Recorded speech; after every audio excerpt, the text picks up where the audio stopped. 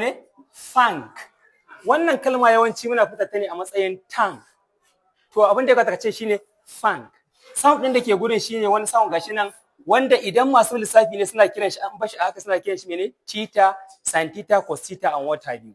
Amma a lissafi a furci na turanci wannan alama ce da ake kira mene sound akalla.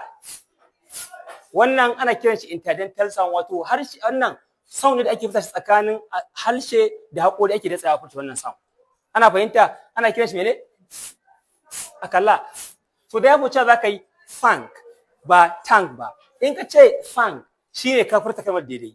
Domin so da yawa in ka zo ka ce mutum thank you to a kaida furcin ka ce wannan shine thank. A gane bambancin wannan shine thank na thank you.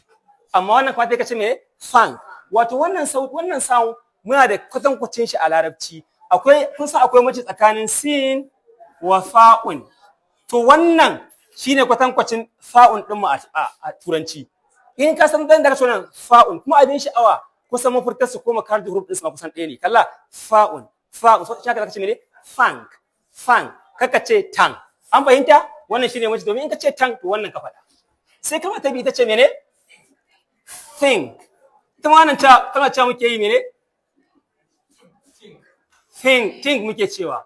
To ya laka ce wannan think. You have to think. Think before you say. Think before you do it. Kun gane? Me zaka ce think. Kaka ce tin. In ka ce tin ka ce wannan shine tin. Gwangwani kenan. Da Allah an fahimta? Sai kalma na gaba yace ne three. Wannan kalma ce muke yi three. Me ga ta ce three not three. Domin in ka ce three ga three nan. Wannan yace three. Bishiya kenan. Kar ka ce 1 2 3. Ka ce mene 1 2 3. Because in ka ce tiri kaman ka ce ɗaya biyu bishiya an fahimta to da haka bisa'un haka zaka ce three. Sai kawai ta shine mene thing. Wannan kalma ita ma kaka ce tin. In ka ce tin ya zama mene wannan ya zama wannan kenan. Wannan ya zama mene tin gwangwani. Wannan kuma wani sound ne shine think. Amma wannan in ka ce tin ya zama wannan kenan kawan gwangwani. Shi kuma wannan me thin shine siriri.